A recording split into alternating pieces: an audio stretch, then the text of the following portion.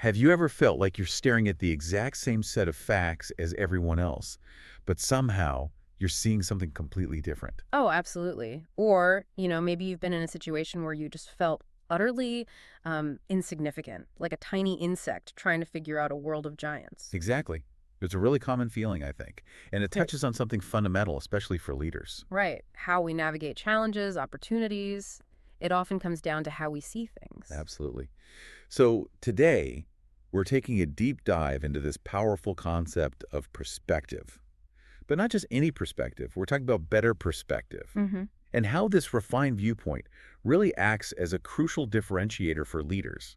Why do some leaders seem to thrive when things get tough, making bold, effective decisions? While others just seem to falter, even when they're looking at the very same information. It's fascinating. It is, and that's what we want to unpack. Yeah. We'll be drawing from some timeless biblical narratives, but also some really compelling personal stories. Yeah, the goal is to explore how a clearer perspective helps us understand not just where we are right now, but also, where we've been, and maybe most importantly, where we really want to go. So get ready for some, hopefully, some genuine aha moments. We're going to dive into that classic story about the spies in the Promised Yeah, Land. great one. Hear a surprising tale from a high school cheerleading squad, of all places. That one's quite revealing. And even examine a really personal grasshopper moment that dramatically shifted a leader's self-perception. Hopefully this whole deep dive will sort of reframe how you view leadership and maybe even yourself a bit. Sounds good. Let's do it. Okay, so let's jump right in. When we talk about perspective, often the first thing that comes to mind is like positivity, just look on the bright side. Right, that common advice. But what we found and what the sources suggest is that real perspective, effective perspective, it's actually much more than just positivity. Yeah, think of it like this. A truly effective perspective is to life what a scale is to a map. That's a fantastic analogy because a map scale gives you context, right? It Yeah. tells you how far things really are, how big the terrain is relative to your position. Exactly. It helps you orient yourself. And unlike a static map, life's scale can feel like it changes based on how we choose to read it. Two people can face the same challenge, the same scale, if you will, but one sees an insurmountable distance, while the other sees maybe a tough journey, but a manageable one with a clear path. So it's about orientation, understanding your place in the bigger picture, seeing beyond just the immediate obstacle. Precisely. And that's where leadership really shines. There's this great quote from leadership expert Bobby Clinton. And he said something like, the difference between leaders and followers is perspective. Okay. But the difference between leaders and effective leaders is better perspective. Leaders see what followers don't, sure, but the really effective ones. They see what other leaders often miss. That distinction is so important. Seeing more, seeing better with more clarity, more nuance, right? But how do leaders actually get that better perspective? Is it just something you're born with or? No, I think it absolutely can be cultivated, learned, practiced. And there's a great little story, an anecdote we found that illustrates this perfectly. It's about a father, a total sports nut, whose daughter decided to try out for the high school cheerleading squad. Okay, I think I know this one. So first football game rolls around and it's a blowout, right? Like 36-0 loss. Brutal. Totally brutal. So the dad naturally expects his daughter to be completely downcast. He asks her how the team did, probably bracing himself. And what did she say? She just goes, pretty good. Light chuckle. Yeah. Pretty good. After 36-0. Exactly. He was baffled. Any sports fan knows 36-0 is, well, the opposite of pretty good. So he starts trying to gently probe, maybe thinking she misunderstood. He says something like, wow, that's really good. Either your team is awesome or the other team stinks. Right. Trying to make sense of it. And she immediately corrects him, oh, we didn't win. So now he's even more confused. If the score was 36-0 and your team didn't win, the coach wouldn't call that pretty good. Okay, so what was her logic? This is the kicker. She says, Dad, some of the other cheerleaders said when we played this team last year, we didn't even get to do the first down cheer, not once. Yeah. This year, she says, we got to do the first down cheer. Twice. We did pretty good. Wow. That's actually brilliant. It completely reframes it. Doesn't it? And it highlights that crucial point. Perspective isn't just manufactured positivity. Her perspective was grounded in reality. They did get to do the cheer twice. It wasn't wishful thinking. Right. It was based on actual measurable progress, even within a big loss. Seeing the small wins, the signs of improvement, even when the overall picture looks bleak. That feels very relevant for leaders. Incredibly relevant. It moves beyond just hoping for the best and focuses on what's genuinely changing, what progress looks like on the ground. Which actually brings us nicely to a major case study on perspective from ancient history. The story of the 12 spies of Canaan. Ah, yes. Numbers 13 and 14 in the Hebrew Bible. Classic. Moses sends 12 leaders. And these weren't just random guys, they were significant figures, one from each of the ancestral tribes of Israel, leaders in their own right. Right, this was a big deal. The first time, really, that a formal team was assigned such a critical national task. Israel was kind of figuring out its leadership structure. Exactly. This whole period is sometimes called the national leadership era. And sending these 12 men to scout the land God had promised them, you can only imagine the anticipation back in the camp. This was the land. And their mission was specific. Check out the land quality. Good, bad, fertile, trees. And assess the people strong, weak, many, few. And crucially, what about their cities? Open camps or fortified strongholds? And don't forget the fruit. Bring back proof of the land's bounty. Right, so they explore for 40 days, and they come back. And the initial report, the facts, everyone agreed. Unanimous on the facts. The land did flow with milk and honey. The proof. That massive cluster of grapes it took 2 men to carry, plus pomegranates, figs, undeniable fertility. Okay, so good so far. But they also agreed. The Canaanites were powerful. They lived in large, fortified cities. And yes, there were descendants of Anak. They're these formidable, maybe unusually large people. Joshua and Caleb, 2 of the spies, they never denied any of this. So, same facts. But this is where it diverges dramatically. 10 of the spies give what the text calls a bad report. Why bad? Because their perspective, their interpretation of those facts was completely colored by fear and, frankly, a really poor self-image. They famously said, "We seemed like grasshoppers in our own eyes." And we look the same to them. That line is so powerful, it speaks volumes about their internal state. It really does. And this fear-based perspective, this grasshopper view, it didn't just stay with the 10 spies. It spread like wildfire through the entire Israelite camp. People started weeping, despairing, wanting to go back to slavery in Egypt. Can you imagine? Questioning God's plan, God's promise. It got so bad. They were talking about choosing a new leader to take them back, even stoning Moses, Aaron, Joshua, and Caleb for daring to suggest otherwise. It just shows how contagious a leader's perspective or lack thereof can be. Absolutely. But then you have Joshua and Caleb. Same facts, totally different perspective. What did they say? They basically said, hold on. We should definitely go up and take possession of the land. We can certainly do it. Yeah, and they urged the people, don't be afraid of them. Their protection is none, but the Lord is with us. They saw the giants, yes, but they saw God as bigger. Their perspective was rooted in faith and God's promise. A fundamentally different interpretation of the exact same reality. And the consequences were huge, right? God steps in. The 10 spies who brought the bad report die in a plague. And that whole generation, everyone 20 and older who bought into the fear, they were condemned to wander in the desert for 40 years. Yeah. They lost their chance to enter the promised land, all because of perspective or the lack of faith underpinning it. It's a stark, sobering lesson. Perspective isn't just a nice to have. It can determine destiny. Okay, so if it's that critical, how do we, as leaders or aspiring leaders, actually develop this better perspective? It seems crucial. It is. And based on these stories and other leadership insights, we can maybe break it down into 4 key areas, 4 pillars, if you will. The first one starts internally. Okay. It's about cultivating a better perspective on ourselves. Fundamentally, self-awareness. Self-awareness. What does that mean in this context? Just knowing your strengths. It's more than that. It's being honest with yourself about your self-strengths, yes, but also weaknesses, blind spots, motivations, and then crucially, being honest about yourself with others. It's that authenticity. So the 10 spies, with their grasshopper view, yeah, that was a failure of self-perspective. A profound failure. They couldn't lead because they didn't see themselves accurately, especially not in light of God's power and promises. They let their own perceived smallness dominate everything. That resonates. I think many of us have had those grasshopper moments, right?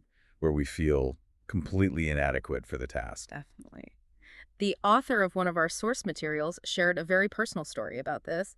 He had just accepted the role of president and CEO at EFMA, the Evangelical Fellowship of Mission Agencies. Okay. But he was kind of an outsider. He hadn't actually worked for one of the member mission groups before. So maybe some skepticism from the insiders? Exactly. He described going to networking events and just feeling this confusion from other leaders. Like, how did you get this job? It culminated in this one lunch where another CEO just bluntly asked him, "Do you have any idea what the board was thinking when they hired you?" Ouch. That's direct. He said that was his personal grasshopper moment. Right. He felt about 2 inches tall, just wanted to crawl under the table, total imposter syndrome, hitting hard. Yeah, I can imagine. How'd he move past that? It was an encounter with another leader, Greg Livingstone, the founder of Frontiers. Livingston basically pulled him aside and offered a completely different perspective on his appointment. What did he say? He told him something like, "Given everything happening right now, I think appointing you at this moment may have been the best decision the EFMA board has made in 25 years. He affirmed his unique background and preparation for that specific time. Wow, that must have been incredibly powerful, like flipping a switch. It completely shifted his internal narrative, he said. It reminds me a bit of Gideon, too, from the book of Judges. Gideon. Right. His reaction when the angel calls him a mighty warrior. Yeah, Gideon's immediate response is pure self-doubt. But Lord, how can I save Israel? My clan is the weakest, and I am the least in my family. Total grasshopper thinking. But God's perspective was completely different. The Lord is with you, mighty warrior. Exactly. That contrast highlights a huge danger for leaders. Comparison. Gideon was comparing his clan, his family, himself to others, and coming up short. It feeds insecurity or sometimes false superiority, right? Both. True validation, the kind Joshua and Caleb had when they said the Lord is with us, seems to come from understanding ourselves the way God sees us, understanding our calling, not just constantly measuring ourselves against the people around us. Okay, so pillar one is better self-perspective, grounded in reality, and maybe divine perspective, not comparison. What's next? Pillar 2 flows naturally from that. Cultivating a better perspective on our situation, defining reality accurately. Defining reality. Like Max Dupree said, the first responsibility of leaders is to define reality. Precisely. Joshua and Caleb did this. They didn't deny the scary facts, the giants, the big cities. They accepted that reality, but their interpretation of what that reality meant was totally different from the other 10. And you mentioned earlier the 10 spies fell into a projection trap. Yeah, that's a key insight. They said we look like grasshoppers to them. But how did they know that? Did they interview the Canaanites? Chuckles, probably not. No. They projected their own fear, their own flawed self-perspective. We seem like grasshoppers in our own eyes. On to the enemy. They assumed the Canaanites saw them as small because they felt small. That makes so much sense. We often assume others see us through the lens of our own insecurities. We do, and what's absolutely fascinating is that we actually get proof, looking back 40 years later, that their projection was dead wrong. How so? Well, fast forward 40 years, Joshua is now leading the next generation. He sends 2 new spies into Canaan, specifically into Jericho. They meet Rahab. Rahab, right. She hid them. And she gives them this incredible intelligence report. She says, basically, everyone in this land is melting in fear because of you. Seriously, after 40 years? Yes. She tells them, we have heard how the Lord dried up the water of the Red Sea for you when you came out of Egypt. They were terrified, not because of Israel's military might necessarily, but because of what they knew about Israel's God. Wow. So Joshua and Caleb were right all along. Their protection is gone. The Canaanites were psychologically defeated or at least deeply intimidated. Exactly. It's a huge aha moment. It confirms their faith-based perspective wasn't naive. It was actually more attuned to the spiritual reality of the situation than the fear-based perspective of the 10. But we don't always get that 40-year hindsight, do we? Unfortunately, no. So in the thick of a difficult situation, maybe the better question isn't, why is this happening, or why me, which can lead to despair or blame.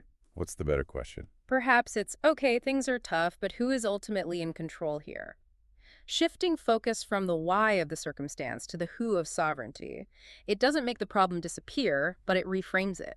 It helps us see how even hard things can be used for growth or purpose, rather than just seeing them as obstacles. It's a really practical shift. Okay. Self-perspective, situation perspective, pillar 3. Pillar 3, developing a better perspective on our strategy, how we plan to move forward. And the link here is hope. Exactly. Leaders without hope, without that better perspective on the situation and maybe on God's involvement, they rarely develop good strategies.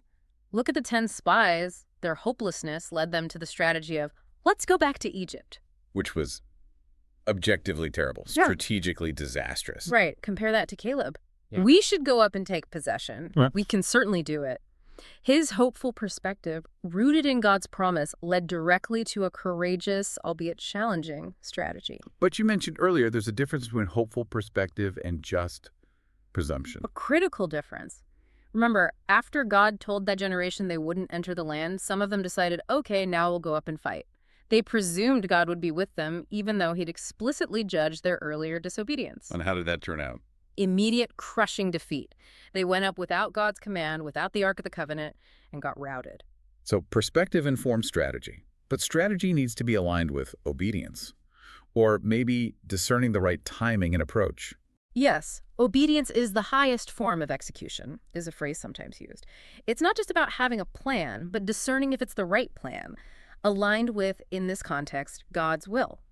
It often requires prayer, seeking guidance, like Moses did constantly. Not just assuming God will bless whatever we come up with. Exactly. Think about Gideon. Again, God tells him his army is too big. The strategy becomes reducing his forces drastically. Or Joshua marching around Jericho for 7 days. Logically, militarily, these strategies seem bizarre. Right, counterintuitive. But they worked because they were God's strategies, requiring obedience and a perspective that trusted his way over conventional wisdom. Strategy born from better perspective often looks different. Okay, that makes sense. Yeah. Which leads us to the fourth and final pillar. Yes, pillar 4, cultivating a better perspective on our success. Where does victory actually come from? And the example here is Joshua's first big battle. That's right, against the Amalekites. While Joshua is down in the valley fighting, Moses is up on a hill with the staff of God. And the weird thing happens. When Moses holds his arms up, Israel wins. When his arms get tired and drop, the Amalekites start winning. Super weird. Aaron and Hur literally have to prop up Moses' arms to ensure victory. Now, this isn't just a quirky detail. Okay. The text says, after the battle, God specifically tells Moses 2 things. Write this down. And second, make sure Joshua hears it. So it was an object lesson specifically for Joshua. It seems highly likely. Imagine Moses pulling Joshua aside afterwards. Look, you fought bravely. Your strategies were sound. B-U-T. Let me tell you what was happening on the hilltop. Your success wasn't just about your leadership or your army's strength.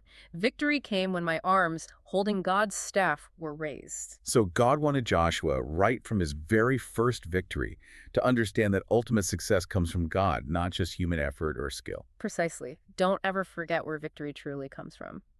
That perspective on success, acknowledging the divine element, staying humble, was absolutely crucial for Joshua's long and mostly successful leadership career. It kept him grounded. So these 4 pillars, perspective on self, situation, strategy, and success, they all work together. They really seem to. They build on each other to create that overall better perspective that differentiates effective leaders. And it seems particularly important for what leadership thinkers call finishing well. Finishing well. That sounds important. Is it common? Sadly, no. There's a somewhat sobering statistic that gets mentioned. Looking at biblical leaders where we have enough detail about their whole lives, maybe only about 1 in 3 actually finished well. They started strong, but something tripped them up along the way. 1 in 3. That's Yeah. not great odds. It really underscores the challenge of sustained leadership. It really does. And one key we found that seems linked to finishing well is maintaining a lifetime perspective. Seeing your current role, your current challenges, within the sweep of a much larger story. A lifetime perspective, like Joseph in Egypt. Joseph is the prime example. On his deathbed, hundreds of years before the Exodus, he makes his descendants swear an oath. When God surely comes to your aid, you must carry my bones up from this place, back to the promised land he never saw in his lifetime. He was that convinced of God's long-term promise. Wow. Incredible faith, incredible long-term perspective. And who inherits the responsibility for fulfilling that oath? Joshua. When they finally conquer Canaan, Joshua makes sure Joseph's bones are buried there. Exactly. It's compelling to think that maybe Joshua, having learned from Moses, having had his own perspective shaped by experiences like the Amalekite battle, and maybe even being inspired by Joseph's long-term faith, was better equipped to maintain that better perspective across all 4 pillars throughout his own life. He kept the long view. So, It all ties together. Perspective isn't just about a single decision or moment. It's about how you see everything yourself, your world, your plans, your wins and losses through a lens that allows you to lead effectively and hopefully finish well. That seems to be the key takeaway. From feeling like a grasshopper to inheriting a promised land, that ability to see things from a better vantage point, maybe God's vantage point, it really does make all the difference. It empowers leaders, as you said, to define reality accurately, Mm. to keep hope alive, even when things are tough. To craft strategies that are aligned with a bigger purpose, and to understand where real success comes from, keeping them humble and focused. So as we wrap up, maybe something for you, the listener, to reflect on. That challenge of finishing well, that 1 in 3 statistic, Mhm. it's pretty stark. It is. Maybe consider, what's one area of your own perspective, how you see yourself or your current situation or a strategy you're working on, or even how you define success, where you could intentionally try to shift to cultivate that deeper, more effective long-term view this week? Yeah, how might adopting more of that lifetime perspective, like Joseph had, maybe empower you in your day-to-day leadership decisions? How might it help you on the path to finishing well? Definitely something to chew on as you navigate your own leadership journey.